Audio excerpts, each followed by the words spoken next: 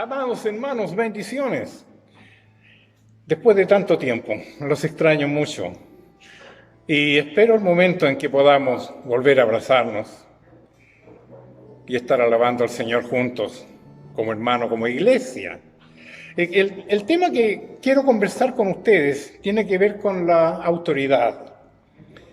La autoridad, ese crédito que se le confiere a algunas personas que según sus méritos pueden ejercer alguna actividad, sea lo religioso, lo político, lo social, pero que se necesita tener un aval, un respaldo, ¿no es cierto?, para que pueda ejercerla.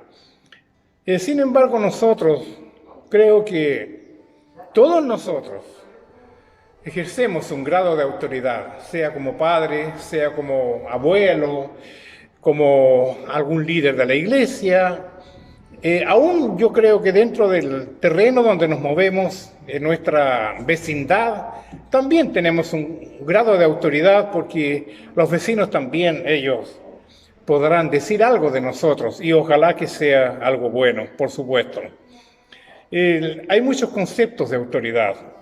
Hay algunos círculos que se dice que la antigüedad constituye grado, o sea, se trata de dar a entender que la persona, por ser de una edad avanzada, tiene autoridad delegada sobre cierta materia. Sin embargo, si esa persona no tiene un criterio bien formado, esa autoridad va a ser un desastre. Lo que pueda decir, lo que pueda opinar, va a ser un desastre. Yo pienso que buscando dentro de las Escrituras tenemos muchas partes, muchos pasajes bíblicos que nos hablan acerca de la autoridad. Sin embargo, hay un pasaje que es tal vez el más claro para mí, por lo menos, me ha servido mucho.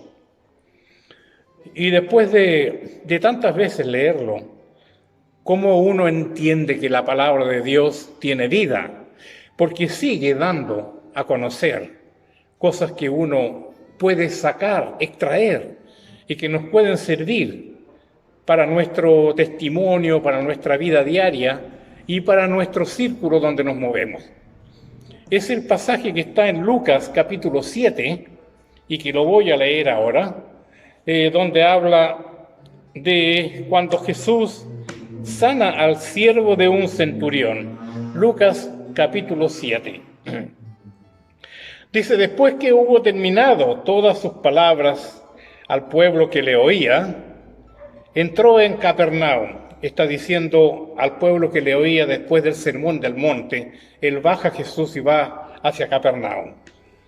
Y el siervo de un centurión, a quien éste quería mucho, estaba enfermo y a punto de morir.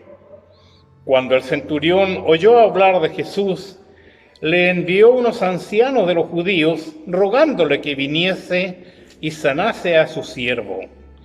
Y ellos vinieron a Jesús y le rogaron con solicitud, diciéndole, es digno que le concedas esto, porque ama a nuestra nación y nos edificó una sinagoga. Y Jesús fue con ellos, pero cuando ya no estaban lejos de la casa, el centurión envió a él unos amigos diciéndole, Señor, no te molestes, pues no soy digno de que entres bajo mi techo, por lo que ni aún me tuve por digno de venir a ti, pero di la palabra, y mi siervo será sano, porque también yo soy hombre de autoridad, y tengo soldados bajo mis órdenes, y digo a este, ve y va, y al otro ven y viene, y a mi siervo haz esto, y lo hace. Al oír esto Jesús se maravilló de él, y volviéndose dijo a la gente que le seguía, os digo que ni aún en Israel he hallado tanta fe. Y al regresar a casa, los que habían sido enviados hallaron sano al siervo que había estado enfermo. Vamos a orar un momento. Señor, queremos rogar que esta autoridad que este buen concepto de autoridad que tú nos enseñas por tu palabra, lo podamos hacer vida, lo entendamos, lo comprendamos, pero lo más importante, lo pongamos en práctica. Danos, Señor, la sabiduría de lo alto.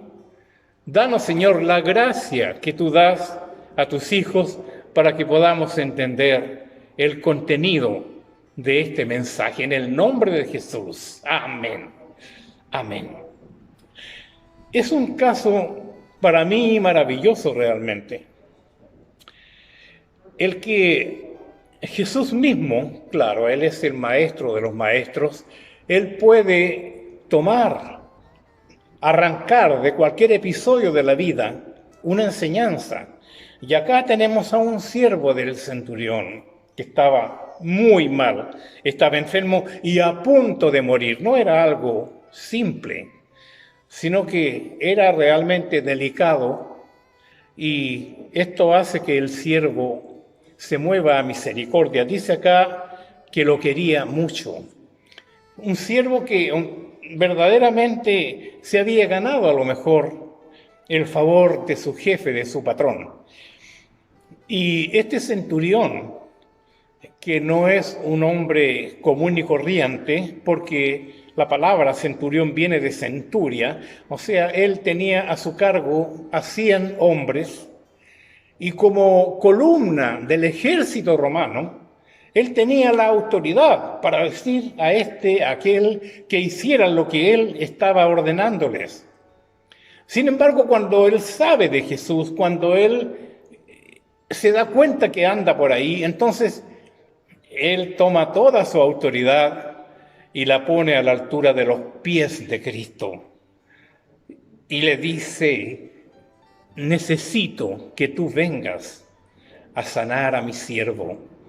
O sea, podríamos decir que la autoridad en este caso es limitada para él. Él sabe que tiene órdenes para enviar, para mandar, pero no tiene esa otra capacidad que él reconoce en Jesús. Y le dice: solamente di la palabra. Esto hace que Jesús se maraville realmente.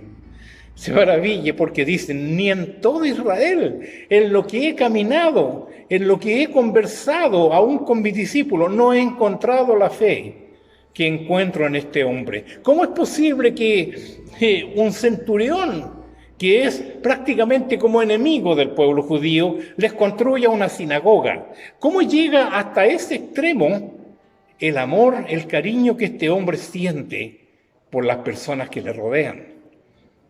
Entonces la misma comunidad se encarga de dar testimonio de él y decirle: Señor Jesús, es digno que tú le concedas esto, porque nos ha construido una sinagoga. Pero cuando llegamos al caso del centurión y él se acerca a Jesús, él dice: Señor, yo no soy digno de que tú vengas a mi casa,